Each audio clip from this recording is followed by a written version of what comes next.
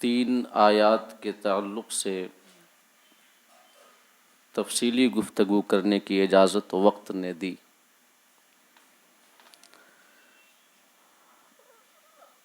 چنانچہ اللہ پاک آیت نمبر 83 میں ارشاد فرماتا ہے وَإِذَا أَنْعَمْنَا عَلَى الْإِنسَانِ أَعْرَضَ وَنَأَىٰ بِجَانِبِهِ وَإِذَا مَسَّهُ الشَّرُّ كَانَ يَئُوسًا، کہ جب ہم انسان پر احسان کرتے ہیں تو وہ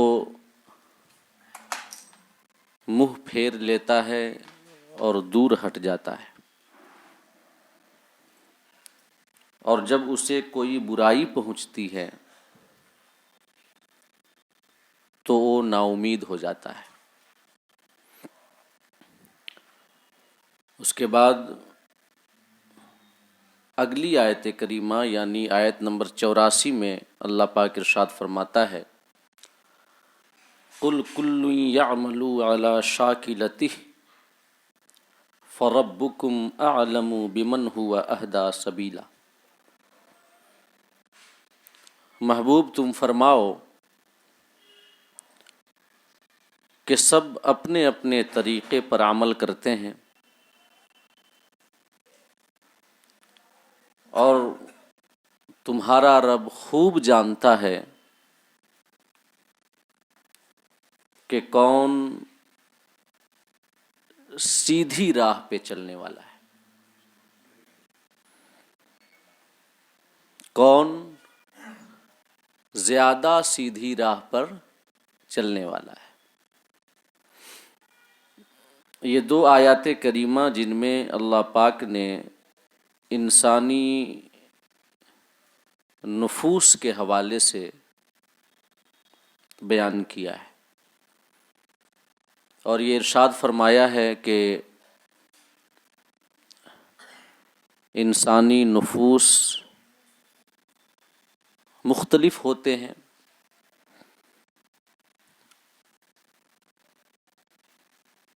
اور لوگوں کی طبیعتیں اور فطرتیں بھی مختلف ہوتی ہیں۔ کچھ وہ انسان ہیں جن کی طبیعت اور فطرت اور جن کا نفس سے مراد وہ داخلی برائی کی طاقت نہیں ہے جو انسان کو گناہوں کی جانب لے کر کے جاتی ہے، بلکہ یہاں پر جو میں نفس کا استعمال کر رہا ہوں اس سے مراد نفس ناطقہ ہے، یعنی جس کی وجہ سے انسان ہوتا ہے اور جو انسان کی ذات ہوتی ہے۔ تو اللہ پاک فرماتا ہے کہ کچھ کے نفوس یعنی نفوس ناطقہ یا کہیے کہ فطرت و ماہیت اور حقیقت نفیس اور اچھے کاموں کی جانب مائل ہونے والی ہوتی ہے، اور کچھ کے نفوس وہ ہوتے ہیں جن کی فطرت و طبیعت میں اور گھٹی میں برائی اور گناہوں کی جانب میلان ہوتا ہے۔ تو جن کی طبیعتیں اور فطرتیں اور جن کے نفوس اعلیٰ اور نفیس ہوتے ہیں، نیکیوں کی جانب مائل ہوتے ہیں، تو وہ قرآن مجید اور خدائے پاک کی آیات سے ہدایت و رہنمائی حاصل کرتے ہیں، حسن عمل کی توفیق پاتے ہیں، اور جن کا نفس ہی گناہوں کی جانب اور برائی کی جانب میلان رکھتا ہو، جن کی طبیعت اور گھٹی میں برائی ہو، تو پھر وہ قرآن سے ہدایت نہیں حاصل کرتے، بلکہ قرآن مجید ان کے لیے خسارے اور نقصان میں اضافے کا باعث بنتا ہے۔ سمجھ رہے ہیں بات؟ آیت نمبر 82 جو پچھلی آیت کریمہ تھی، آیت نمبر 82، اس میں اللہ پاک نے قرآن مجید کا یہ وصف بیان کیا ہے کہ وَنُنَزِّلُ مِنَ الْقُرْآنِ مَا هُوَ شِفَاءٌ وَرَحْمَةٌ لِّلْمُؤْمِنِينَ، کہ ہم قرآن میں وہ آیتیں نازل کرتے ہیں جن میں ایمان والوں کے لیے، مومنین کے لیے شفا اور رحمت ہے۔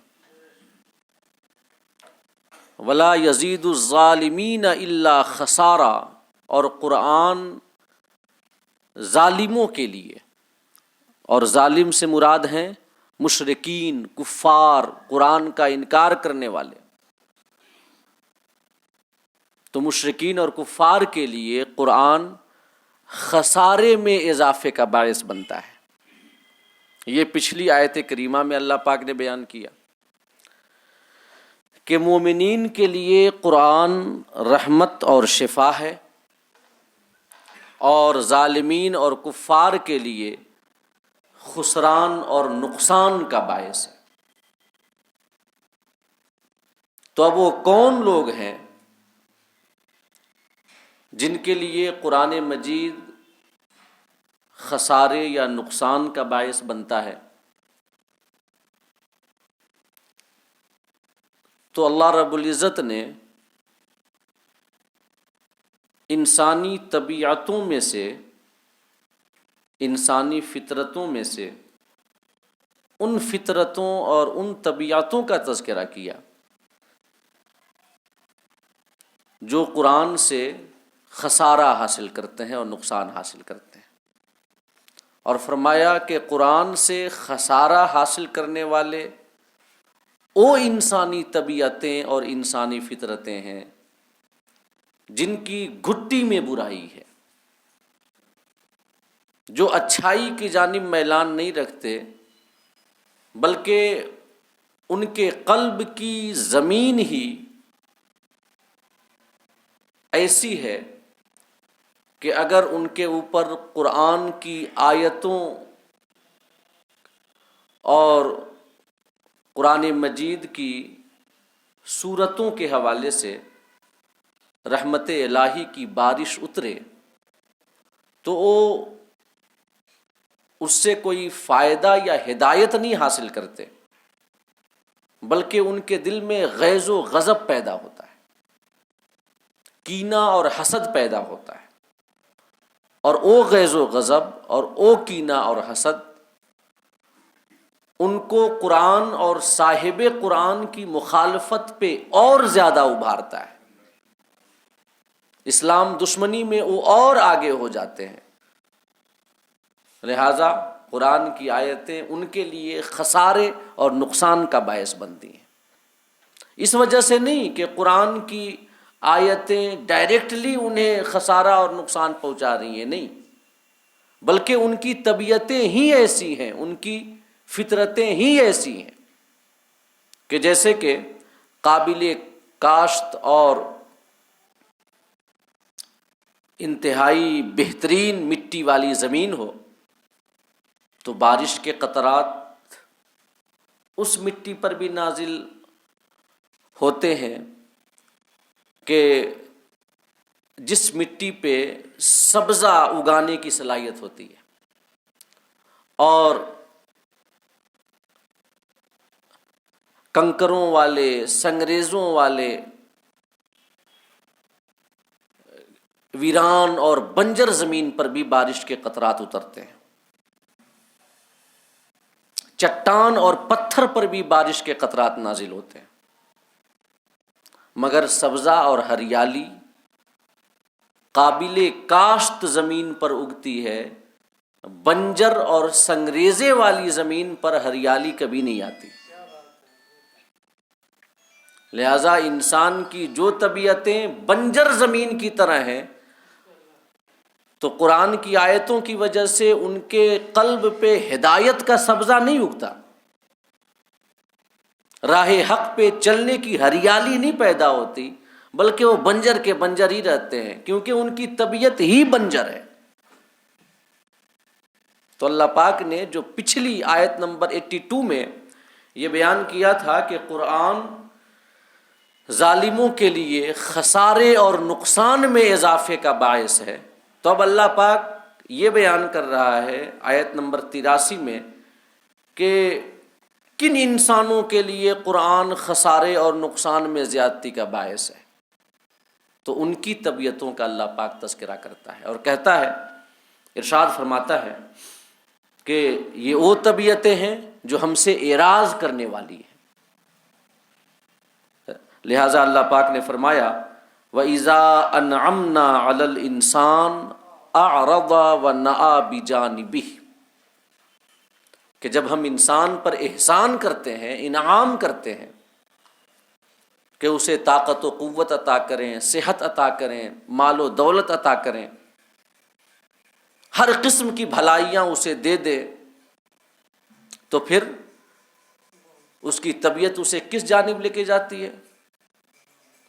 اس کی طبیعت اسے یہ نہیں کہتی کہ اللہ نے تم پر احسان کیا ہے کہ تمہیں مال و دولت، صحت اور اپنے احسان میں سے حصہ دیا، انعام میں سے حصہ دیا، لہٰذا خدا کی جانب مائل ہو جاؤ، خدا کی عبادت کرو، نہیں، بلکہ اس کی طبیعت یہ حکم دیتی ہے کہ اور کہتی ہے اسے کہ تمہیں یہ سب جو ملا ہے یہ تو تمہاری اپنی قابلیت، محنت اور صلاحیت کی وجہ سے ملا ہے، تم اس کے حقدار تھے، حق بحقدار رسید، حق حقدار تک پہنچا۔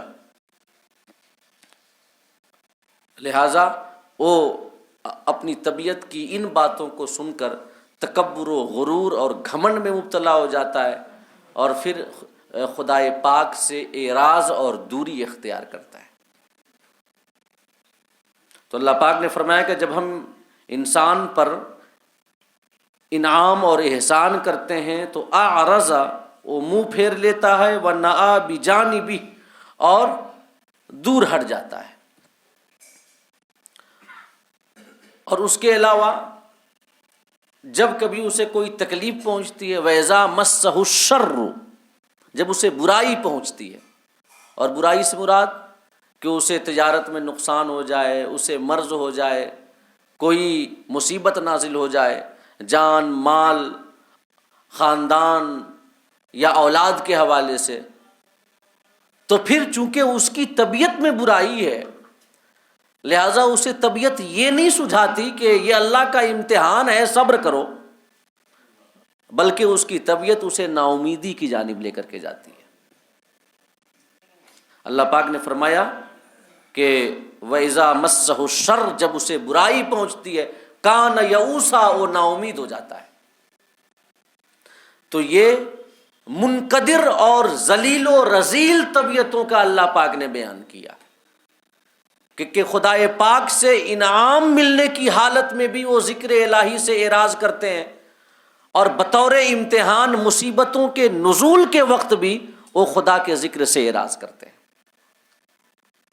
رنج و علم اور راحت اور آرام دونوں حالتوں میں وہ خدائے پاک سے دور ہٹتے ہیں۔ کیوں؟ کیونکہ ان کی طبیعت میں برائی کی جانب میلان ہے، ان کا نفس ہی رذیل و ذلیل ہے جو انہیں برائی کی جانب لے کر کے جاتا ہے۔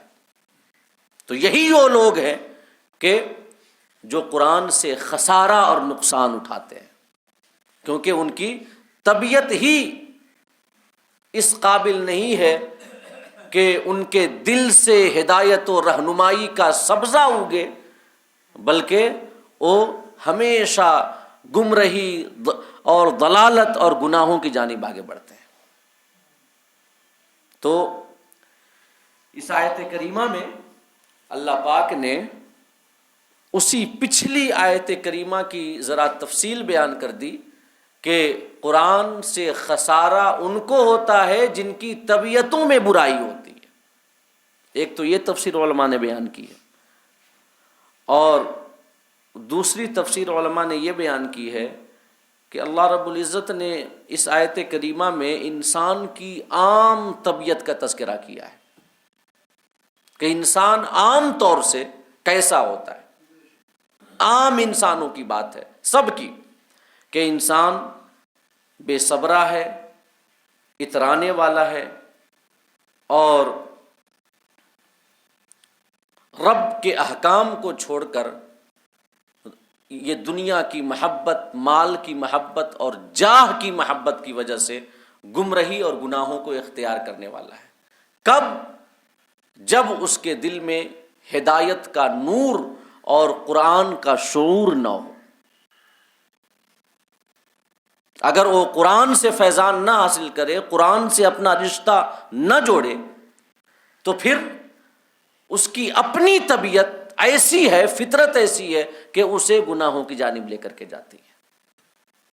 یہ انسانوں کی عام طبیعت کا بیان اللہ پاک نے کیا کہ وَإِذَا أَنْعَمْنَا عَلَى الْإِنسَانِ، انسان کی حالت تو یہ ہے کہ جب احسان اس کے اوپر ہو تب بھی اعراض کرتا ہے، وَإِذَا مَسَّهُ الشَّرُّ كَانَ يَئُوسًا، اور جب تکلیف پہنچے تو نا امید ہو کر کے اعراض کرتا ہے۔ یہ احسان کی حالت میں بھی یہ انسان کی فطرت ہے، جیسے کہ دوسری آیات میں اللہ پاک نے سورہ معارج میں بیان کیا ہے انسان کی طبیعت و فطرت کو۔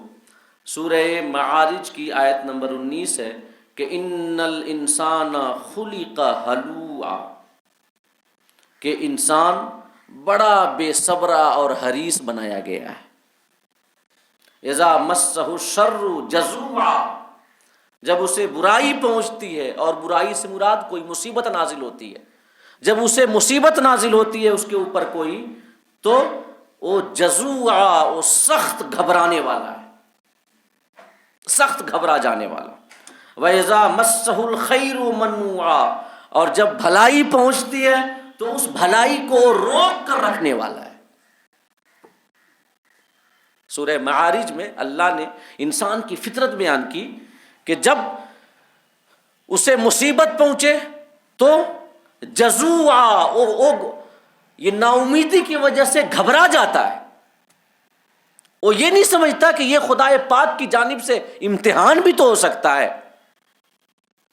اللہ پاک جو حالات کو الٹنے پلٹنے والا ہے، تلک الایام نداولها بین الناس، ہم زمانے کو لوگوں کے درمیان الٹتے پلٹتے رہتے ہیں، کبھی رنج، کبھی راحت، کبھی مصیبت، کبھی آسائش، یہ دنیا میں چلتے رہتے ہیں۔ تو جب مصیبت پہنچتی ہے تو یہ نہیں سوچتا کہ خدا پاک نے بطور امتحان یہ مصیبت بھیجی ہے کہ ہم دیکھیں کہ اس وقت ہم کدھر جاتے ہیں، نہیں، بلکہ وہ نا امید ہو جاتا ہے، گھبرا جاتا ہے۔ وَلَا يَيْأَسُ مِن رَّوْحِ اللَّهِ إِلَّا الْقَوْمُ الْكَافِرُونَ، اور اللہ کی رحمت سے نا امید کفار ہی ہوتے ہیں، خدا کا انکار کرنے والے ہی ہوتے ہیں۔ جو خدا پاک پر یقین رکھتے ہیں ان کے دل میں یہ ایمان ہوتا ہے کہ ہمارا رب ہر چیز پر قادر ہے، آج اگر مصیبت آئی ہے تو کل راحت اور آسائش بھی اللہ پاک بھیجے گا۔ تو اللہ پاک نے فرمایا کہ اذا مسہ الشر جزوعا، جب مصیبت پہنچے سخت گھبرانے والا، اور اس کے بعد یہ اس کی طبیعت کیسی ہے، جب دوسری حالت میں جب اسے بھلائی پہنچے، جب اسے انعام و اکرام ملے خدا پاک کی جانب سے، ہر حوالے سے، جان کے حوالے سے، مال کے حوالے سے، اولاد کے حوالے سے، خاندان کے حوالے سے، اقربا کے حوالے سے، وہ کسی قسم کے مرض کا شکار نہ ہو، اس کی تجارت میں نقصان نہ ہو، اس کی اولاد پھلے پھولے آگے بڑھے، اس کے احباب و اقربا کی کثرت ہو، تب اللہ پاک نے فرمایا منوعا، تو وہ خدا پاک کی اس بھلائی کو روک کر رکھنے والا ہے۔ یعنی جب خدا پاک کی جانب سے دولت ملی، مال ملی، تو روک کر رکھنے والا ہے. کیوں؟ کیونکہ اسے خدا پاک کے انعام پر بھروسہ نہیں ہے. وہ یہ سمجھتا ہے کہ یہ دولت آ جائے، روک لو، ایسا نہ ہو کہ چلی جائے اور ختم ہو جائے. حالانکہ وہ خدا پاک کی قدرت اور اس کی عادت نہیں جانتا کہ دولت ہوتی ہے آنے جانے کے لیے، آتی ہے جاتی ہے، نہ تو ہمیشہ دور رہتی ہے نہ تو ہمیشہ پاس ہوتی ہے، بلکہ آتی ہے اور جاتی ہے. روک کر رکھنے والا ہے وہ. لیکن اس کے بعد یہ انسان کی فطرت کا بیان ہوا. اب کن کی فطرتیں بہتر ہیں، کن کی طبیعتیں خدا پاک کی جانب مائل ہونے والی ہیں؟ اللہ پاک نے فرمایا الا المصلین الذین هم علی صلاتهم دائمون، سوائے ان نمازیوں کو جو نماز ادا کرنے میں ہمیشگی کو اختیار کرتے ہیں، یعنی جو ہمیشہ نماز پڑھتے رہتے ہیں، نماز کے پابند ہیں، تو ان کی نماز ان کی طبیعت کو بہتر اور عمدہ بنا دیتی ہے اور انہیں بتاتی ہے اگر مصیبت آئی امتحان ہے، اگر دولت آئی تو شکر کرو. اس میں اللہ پاک نے انسان کی طبیعت کا تذکرہ کیا، اور طبیعتیں کس عمل سے بہتر ہوتی ہے؟ نماز. اور اس کے بعد بھی کچھ ہیں صفات، لیکن ان صفات کو سر دست ہم چھوڑتے ہیں. اس کے بعد سورہ فجر کو دیکھیں، آیت نمبر 15. اللہ پاک نے انسانی کی فطرت کو بیان کیا ہے. یہ اللہ پاک کا ارشاد ہے کہ فَأَمَّا الْإِنسَانُ إِذَا مَا ابْتَلَاهُ رَبُّهُ فَأَكْرَمَهُ وَنَعَّمَهُ فَيَقُولُ رَبِّي أَكْرَمَنِ. کہ اللہ فرماتا ہے کہ جب انسان کو اللہ پاک آزماتا ہے، اور کیسے آزماتا ہے؟ دے کر کے آزماتا ہے. اللہ کی آزمائش خالی مصیبت دے کر کے نہیں ہوتی. اللہ پاک جہاں لے کر کے آزماتا ہے وہیں دے کر بھی آزماتا ہے. دونوں صورتوں میں آزمائش ہی آزمائش ہے. اور کیوں نہ ہو، جب کہ دنیا دارالامتحان ہے، ہم یہاں آئے امتحان کے لیے ہیں. الذی خلق الموت والحیات لیبلوکم ایکم احسن عملا. سورہ ملک کی آیت کریمہ ہے کہ اللہ پاک نے موت و حیات کی یہ گردش اس وجہ سے بنائی تاکہ انسانوں کو آزمائے کون نیکیوں کی جانب آتا ہے، کون گناہوں کی جانب جاتا ہے. تو اللہ کبھی دے کر آزماتا ہے، کبھی لے کر آزماتا ہے. تو سورہ فجر کی اس 15ویں آیت میں اللہ رب العزت نے دے کر کے اور عطا کر کے آزمانے کا تذکرہ کیا ہے. لہذا ارشاد گرامی ہے خدا پاک کا کہ جب انسان کو اللہ آزمائے، اور کیسے آزمائے؟ فَأَكْرَمَهُ وَنَعَّمَهُ، کہ اس کو جاہ اور نعمت دے، عزت و حشمت دے، مال و دولت دے، ہر اعتبار سے اسے پری پورن بنا دے، کہیں سے کوئی کمی نہ ہو. تو اس وقت ہونا یہ چاہیے کہ وہ کہے کہ میرے یہ رب کا احسان ہے، میرے رب نے عطا کیا ہے، ھذا من فضلی ربی، یہ میرے رب کے فضل سے ہے، یہ کہنا چاہیے. لیکن اس کی طبیعت کہتی ہے کہ نہیں، یہ تو تمہاری قابلیت کی وجہ سے ملا ہے، تم کو تمہاری محنت، دن رات محنت کرتے ہو تم، اس وجہ سے ملا ہے یہ سب. لہٰذا وہ کہتا ہے فَيَقُولُ رَبِّي أَكْرَمَنِ، وہ کہتا ہے کہ چونکہ میں اس قابل ہی تھا لہٰذا میرے رب نے مجھے یہ عزت اور دولت عطا کی. حالانکہ ایسا نہیں ہے.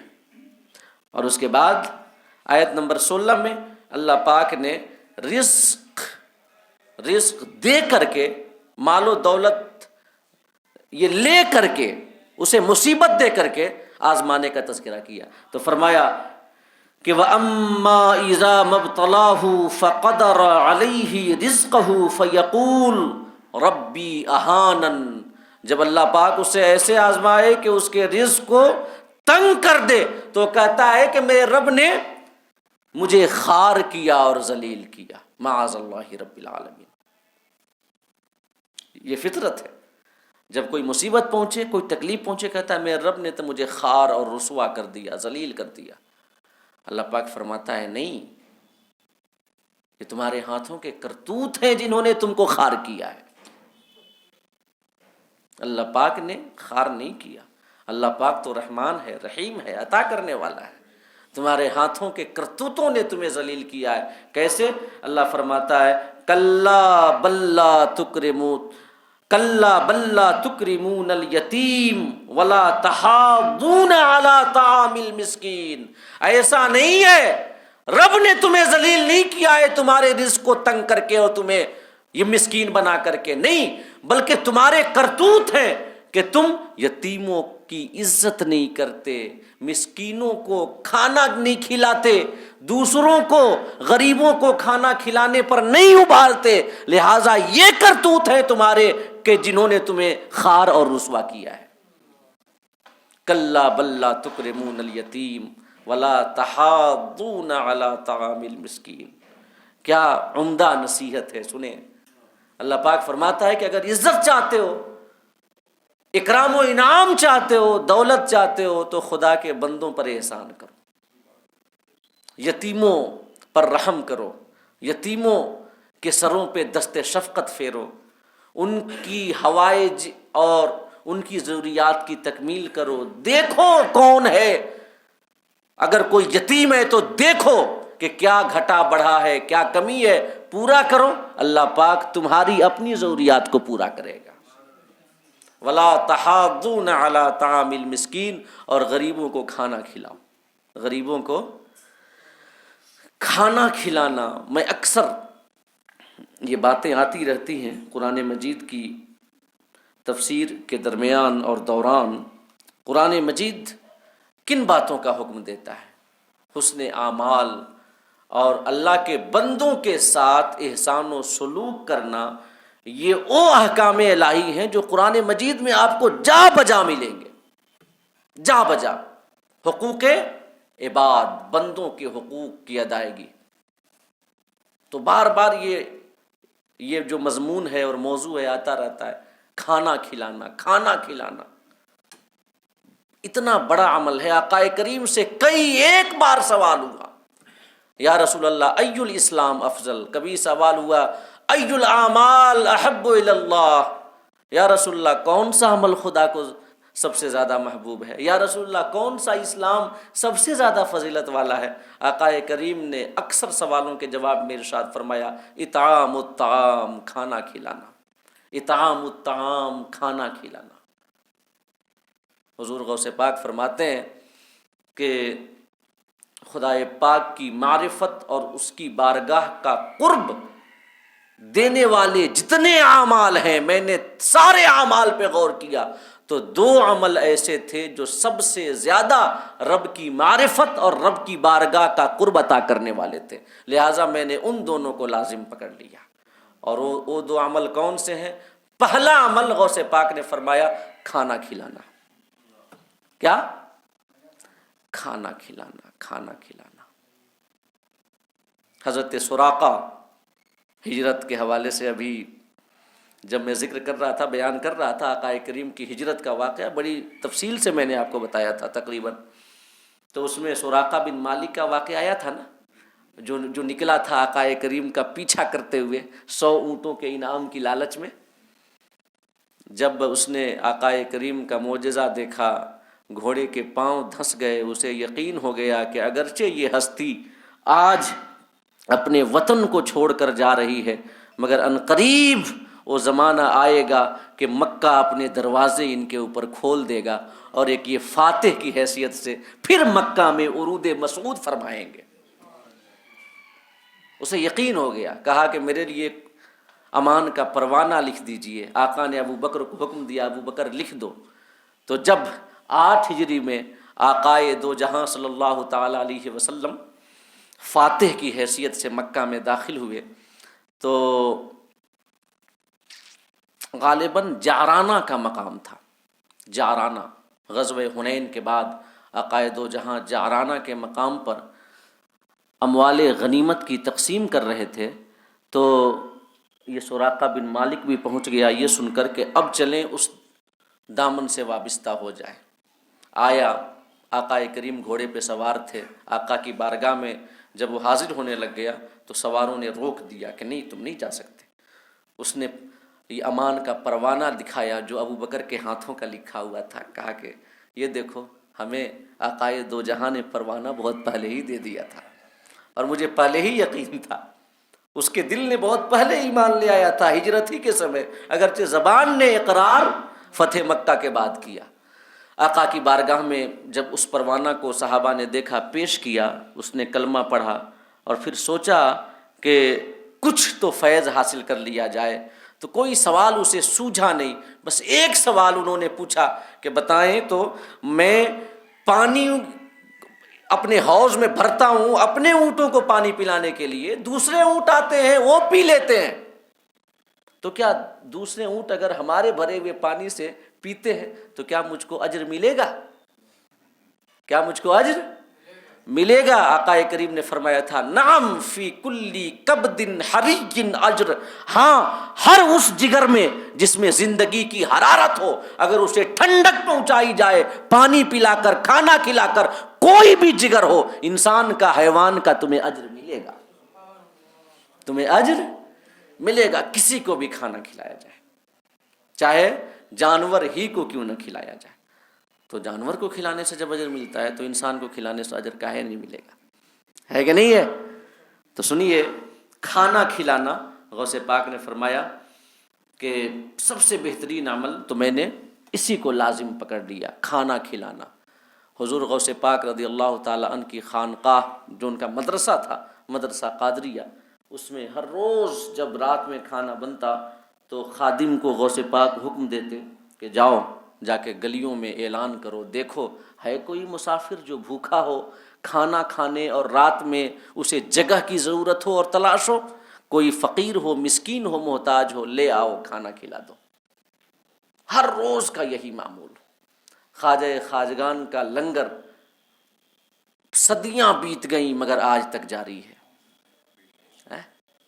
اللہ کے ولیوں کی خانقاہوں میں اور ان کے در پہ جو لنگر کا انتظام ہوتا ہے نا، اسی وجہ سے ہوتا ہے، کیونکہ ایک تو کھانا کھلانا خدا کو بڑا محبوب یہ عمل ہے، اور دوسرا اگر کھانا کھلایا جائے تو سامنے والا کا جو دل ہے نا وہ ہماری جانب متوجہ ہوتا ہے اور مائل ہوتا ہے، محبت بڑھتی ہے، باتوں کو غور سے سنتا ہے۔ آقا کریم نے جب پہلی دفعہ اپنی دعوت کا اعلان کیا اور چاہا کہ کفار قریش اور رؤسائے قریش کو دعوت دے، تو آپ نے کیا کہا تھا حضرت علی کو؟ علی کھانے کا انتظام کرو۔ حضرت علی نے بکری ذبح کی، کھانا بنایا عمدہ، رؤسائے قریش کی دعوت کی گئی، سب نے کھانا کھایا۔ کھانا کھانے کے بعد آقا نے اپنا مدعا پیش کیا کہ آج کی یہ دعوت اس وجہ سے تھی اور میں نے اس وجہ سے بلایا ہے تاکہ میں آپ کے سامنے ایک بات بیان کروں، اور جس مقصد کے لیے مجھے بھیجا گیا ہے اس مقصد کو آپ کے سامنے بیان کروں۔ رؤسائے قریش نے کہا کہ فرمائیے کیا کہتے ہیں؟ کہا کہ بتوں کی عبادت چھوڑ دو، مجھ کو اللہ کا رسول مانو، جو میں کہتا ہوں اسے مان لو، کامیابی حاصل کر لو گے۔ تو ابو جہل نے پوچھا تھا کہ اگر ہم آپ پر ایمان لے آئیں تو ہم کو کیا ملے گا؟ اگر ایمان لے آئیں تو ہم کو، آقا کریم نے ارشاد فرمایا تھا ما للمؤمنین، جو دوسرے مسلمانوں کو ملے گا وہ تم کو بھی ملے گا، یعنی تمہارے ساتھ کوئی امتیازی سلوک نہیں کیا جائے گا، تم کو کچھ زیادہ نہیں دیا جائے گا یہ سوچ کر کے کہ تم مکہ کے سردار ہو، ابو الحکم ہو، نہیں، بلکہ جو دوسرے مسلمانوں کو ملے گا تم کو بھی ملے گا۔ تو آقا کی یہ سیرت بھی بتاتی ہے، ایک تو اس سے برابری اور مساوات جو اسلام کی بنیاد ہے یہ سمجھ میں آتی ہے کہ دعوت دین کا ابتدائی دور ہے یہ، مگر اس دور میں بھی آقائے دو جہاں اسلام کی بنیادی تعلیم مساوات سے کوئی سمجھوتا کرنے کے لیے تیار نہیں ہے، کہا کہ جو سب کو ملے گا تم کو بھی ملے گا۔ اور دوسری یہ سیرت سمجھ میں آتی ہے کہ کھانا کھلانا یہ سیرت نبوی بھی ہے کہ اگر مقصود حاصل کرنا ہو، لوگوں کے قلوب کو اپنی جانب متوجہ کرنا ہو، تو اس کا ایک طریقہ جو سیرت نبوی سے حاصل ہوتا ہے وہ یہ ہے کہ کھانا کھلایا جائے۔ اللہ پاک نے فرمایا وَلَا تَحَاضُّونَ عَلَىٰ طَعَامِ الْمِسْكِينِ۔ حضور غوث اعظم نے جو دوسرا عمل ارشاد فرمایا اسے بھی سن لیں۔ آپ نے فرمایا کہ پہلا عمل کھانا کھلانا اور دوسرا عمل حسن اخلاق، اخلاق کی عمدگی، لوگوں کے ساتھ بہتر طریقے سے پیش آنا، لوگوں کے درجوں کے مطابق ان سے سلوک کرنا۔ عقائے دو جہاں کی بارگاہ میں کوئی اگر سردار آتا کسی قبیلے کا، اگرچہ وہ قبیلہ ابھی تک ایمان نہ لایا ہوتا، مگر عقائے دو جہاں اس کا بڑا ادب و احترام کیا کرتے تھے۔ جو آقائے دو جہاں کی حیات ظاہری میں 9ویں ہجری ہے، جس کو عام الوفود کہا جاتا ہے۔ عام الوفود، فتح مکہ کے بعد، غزوہ حنین میں کامیابی کے بعد، جب اہل عرب کو یقین ہو گیا کہ اب یہ انقلاب اور مشن رکنے والا نہیں ہے، بلکہ پوری دنیا میں اس کی روشنی اور اس کا نور پہنچے گا، تو سب سمجھ گئے کہ اب بھلائی اسی میں ہے کہ اس بارگاہ کی غلامی اختیار کر لو۔ تو ہر علاقے سے، تمام قبیلوں سے یہ سردار اور قبیلے کے سرکردہ افراد کی جماعتیں آقا کی بارگاہ میں آنا شروع ہوئی۔ عام الوفود، وفد، یہ ہر علاقے سے، ہر قبیلے سے وفد آئے آقا کی بارگاہ میں۔ تو آقا کریم کی شان مہمان نوازی اور آقا کریم صلی اللہ تعالی وسلم اپنی بارگاہ میں آنے والوں کے ساتھ کس قسم کا سلوک کیا کرتے تھے، کس قسم کی عزت کیا کرتے تھے، کیسی ضیافت کیا کرتے تھے، اگر یہ دیکھنا ہونا تو آقا کریم کی سیرہ مبارکہ میں سے 9ویں ہجری کی سیرت کا آپ مطالعہ کریں۔ آقا کریم کی شان ضیافت پوری آب و تاب کے ساتھ آپ کے سامنے واضح ہو جائے گی۔ آپ کتنی عزت کیا کرتے تھے مہمانوں کی، اگرچہ آنے والا ابھی تک ایمان قبول نہیں کیا ہے، آنے والا قسم قسم کے مطالبات کر رہا ہے، کوئی آ رہا ہے کہہ رہا ہے کہ 1 سال تک ہم کو لات کی عبادت کرنے کی آپ اجازت دیجئے، حبل کی اجازت، آپ عبادت کرنے کی اجازت دیجئے، آ رہا ہے اور بتوں کی عبادت کی اجازت مانگ رہا ہے۔ محمد بن مسلمہ آیا تھا، کذاب، جس نے آقا کریم صلی اللہ تعالی علیہ وسلم کے بعد نہیں، مسیلمہ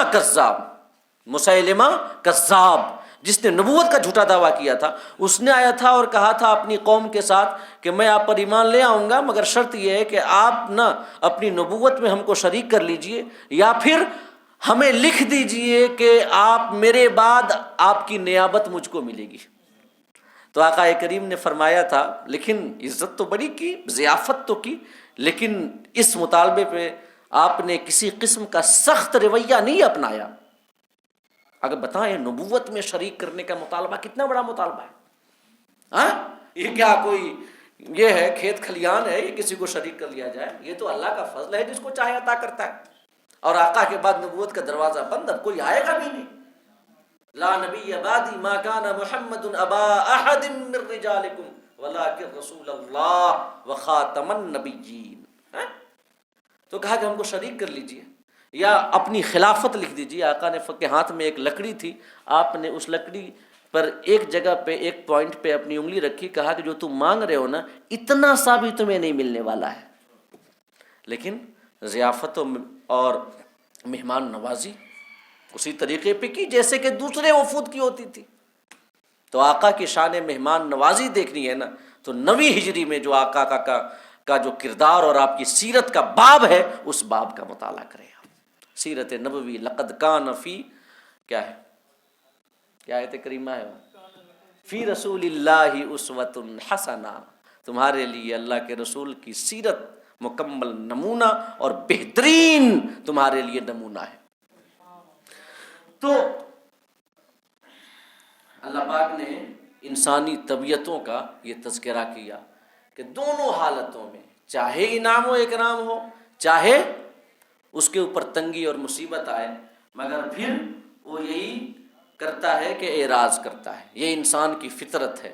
لیکن جو شخص وحی الہی سے اپنا رشتہ مضبوط رکھتا ہے، قرآن سے اپنا رشتہ مضبوط رکھتا ہے، تو قرآن کا نور اس کی طبیعت میں داخل ہو کر کے اسے علو اور بلندی کی جانب لے کر کے جاتا ہے، اور پھر اس کی حالت یہ ہو جاتی ہے کہ جب اس کے اوپر کوئی احسان خدائے پاک کی جانب سے آتا ہے تو وہ متکبر نہیں ہوتا، بلکہ عبد شاکر بن جاتا ہے، شکر گزار بندہ بن جاتا ہے۔ آقائے دو جہاں صلی اللہ تعالی وسلم کی سیرت میں آتا ہے کہ آپ رات میں جب عبادتیں کیا کرتے تھے، رات بھر قیام کرتے، یہاں تک کہ آپ کے قدمین مبارکین میں ورم آ جاتا، سوج جاتے، پھٹ جاتے آپ کے تلوے، خون نکلنے لگ جاتا۔ صحابہ عرض کرتے، یا رسول اللہ آپ کی شان تو بڑی بلند ہے، آپ کے صدقے میں امت کے گناہ اللہ پاک نے معاف کیے ہیں، لیغفر لک اللہ ما تقدم من ذنبک وما تأخر، محبوب تمہارے واسطے سے آپ کی امت کے اگلوں پچھلوں گناہوں کو ہم معاف کریں گے۔ صحابہ عرض کرتے مولا کہ یا رسول اللہ آپ کے صدقے میں امت کے گناہ بخشے جا رہے ہیں، آپ کیوں اتنی تکلیف اور مشقت کرتے ہیں؟ اللہ پاک قرآن مجید میں ارشاد فرماتا ہے ما انزلنا علیک القرآن لتشقی، محبوب ہم نے آپ کے اوپر قرآن اس وجہ سے نازل نہیں کیا ہے کہ آپ مشقت میں پڑ جائیں۔ لیکن صحابہ کے اس سوال کے جواب میں، اس عرض کے جواب میں آقا ارشاد فرماتے افلا اکون عبدا شکورا، ہمارے رب نے مجھ پر اتنے احسانات کیے ہیں کہ میں شکر گزار بندہ نہ بنوں خدائے پاک کا؟ کیا اس کا شکر نہ کروں؟ تو جو قرآن سے نور اور شعور حاصل کرتے ہیں نا، قرآن سے، اور قلب کی شفا لیتے ہیں، وَنُنَزِّلُ مِنَ الْقُرْآنِ مَا هُوَ شِفَاءٌ وَرَحْمَةٌ لِّلْمُؤْمِنِينَ، پچھلی آیت کریمہ، قرآن سے شفا لیتے ہیں جو، تو ان کی طبیعت میں یہ بلندی آ جاتی ہے، نیکیوں کی جانب ان کی فطرت مائل ہوتی ہے، ان کا جو نفس ہے اور ان کی جو ذات ہے خدائے پاک کی جانب متوجہ ہو جاتی ہے، لہٰذا جب احسان اترے تو خدا کے شاکر بن جاتے ہیں، اور جب ان پر کوئی مصیبت آئے تو صابر بن جاتے ہیں۔ وہ اعراض نہیں کرتے خدا کے ذکر سے، کبھی تکبر کر کے، کبھی نا امید ہو کر کے نہیں، بلکہ وہ صبر اور شکر کا راستہ اختیار کرتے ہیں۔ یہ انسانی طبیعت ہے۔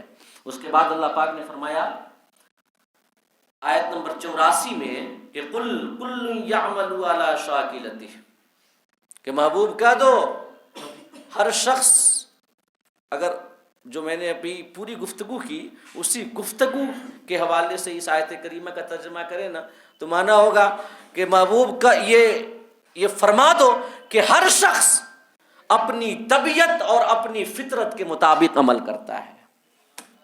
ہر شخص جس کی جیسی طبیعت اور فطرت ہوتی ہے اسی کے مطابق عمل کرتا ہے۔ وَرَبُّكُمْ فَرَبُّكُمْ أَعْلَمُ بِمَنْ هُوَ أَهْدَىٰ سَبِيلًا، اور اللہ خوب جانتا ہے کہ کس کی فطرت میں نیکی ہے اور کس کی فطرت میں برائی ہے۔ اللہ تو علیم و خبیر ہے، اللہ سب جانتا ہے کس کی فطرت میں نیکی ہے اور کس کی فطرت میں برائی ہے۔ تو عمدہ فطرت والے ہدایت حاصل کرتے ہیں، قرآن سے شفا حاصل کرتے ہیں، رحمت حاصل کرتے ہیں، اور جو بری طبیعت والے ہوتے ہیں نا وہ قرآن کی آیتوں کے نزول کے وقت وہ غیظ و غضب اور حسد اور کینہ کا شکار ہو جاتے ہیں اور گمراہی میں بڑی دور چلے جاتے ہیں جہاں سے لوٹنا ممکن نہیں ہوتا۔ یہی وہ حالت ہے جس کے بارے میں فرمایا ختم اللہ علی قلوبہم، اللہ نے ان کے دلوں پر مہر لگا دیا۔ تو مہر کیوں لگایا؟ نہیں اس وجہ سے نہیں، یہ نہیں ہے کہ اللہ کے مہر لگانے کی وجہ سے ایمان نہیں لائے، نہیں، مہر لگانے کی تفسیر علماء نے بیان کی، یہ کی ہے کہ اپنی فطرت کی برائی کی وجہ سے وہ گمراہی اور کفر کے راستے میں اتنے دور چلے گئے ہیں کہ اب وہ واپس نہیں پلٹ سکتے، واپس وہ نہیں پلٹ سکتے۔ تو یہی ہے کل کل یعمل علی شاکلتہ، سب کی فطرت الگ الگ ہے، اپنی فطرت کے مطابق لوگ عمل کرتے ہیں۔ فَرَبُّكُمْ أَعْلَمُ بِمَنْ هُوَ أَهْدَىٰ سَبِيلًا، تمہارا رب خوب جانتا ہے کہ کس کی فطرت بہتر ہے۔ اب وقت ہو چکا ہے، جو آیت نمبر 85 ہے وَيَسْأَلُونَكَ عَنِ الرُّوحِ قُلِ الرُّوحُ مِنْ أَمْرِ رَبِّي وَمَا أُوتِيتُم مِّنَ الْعِلْمِ إِلَّا قَلِيلًا، روح کے بارے میں بیان ہے کہ محبوب لوگ تم سے روح کے بارے میں پوچھتے ہیں، کہہ دو کہ روح میرے رب کے حکم سے ہے اور تمہیں بہت تھوڑا علم دیا گیا ہے، لہٰذا جتنا ہے اتنے ہی پہ صبر کرو۔ وما اوتیتم من العلم الا قلیلا، رازوں کو سمجھنے کی کوشش نہ کرو۔ تو اس آیت کریمہ کی روشنی میں انشاءاللہ تفصیلی گفتگو ہم آنے والی نشست میں آپ کے سامنے پیش کریں گے۔ اللہ پاک ہم سب کو کہنے اور سننے سے زیادہ عمل کرنے کی توفیق عطا فرمائے، ہمارے قلوب میں اپنے محبوب صلی اللہ تعالیٰ علیہ وسلم اور تمام محبوبان کی محبت کا نور عطا فرمائے، اور ہمارے ظاہر کو سیرت نبوی کو اپنا کر ستھرا کرنے کی توفیق عطا فرمائے، آمین۔ وآخر دعوانا ان الحمد للہ رب العالمین۔ ایک اعلان آپ حضرات سماعت کر لیں کہ ہمیشہ یہ ہے ٹائمنگ کے حوالے سے کہ ٹھنڈی کے موسم میں یہ ہوتا ہے کہ 9 سے 10:30 یہ محفل کا وقت ہوتا ہے، 9 بجے آغاز ہوتا ہے اور 9:30 سے 10:30 تقریر ہوتی ہے، اور درس قرآن بیان کیا جاتا ہے۔ ابھی تک جو وقت تھا وہ 8:30 سے 10 تھا، کہ 8:30 بجے محفل شروع ہوئی اور 9 سے 10 درس قرآن شروع ہوا۔ اگرچہ ابھی بھی لوگ کوئی 9:15 کوئی 9:30 وقت کی پابندی، ہم مسلمانوں کی تو یہ عادت ہے، ہمارا حال ہے کہ وقت کی پابندی میں ہم بڑے پیچھے رہتے ہیں۔ اللہ پاک ہمیں وقت کی پابندی کرنے اور وقت کی اہمیت سمجھنے کی توفیق عطا فرمائے۔ لیکن اب جو حالات جو ٹھنڈ ہے اور سردی ہے، لہٰذا 9 بجے محفل کا آغاز ہوگا اور 9:30 سے 10:30 درس قرآن ہوگا۔ تو آپ حضرات سے گزارش ہے کہ وقت کا خیال رکھتے ہوئے تشریف لائیں، اور 9:15 9:20 تک ضرور تشریف لے آئیں، تاکہ 9:30 بجے یہ درس قرآن شروع ہو اور ٹھیک وقت پہ اس محفل کا اختتام ہو جائے۔ اللہ پاک آپ سب کو قرآن کی برکات اور سعادتیں عطا فرمائے، آمین۔ وآخر دعوانا ان الحمد للہ رب العالمین۔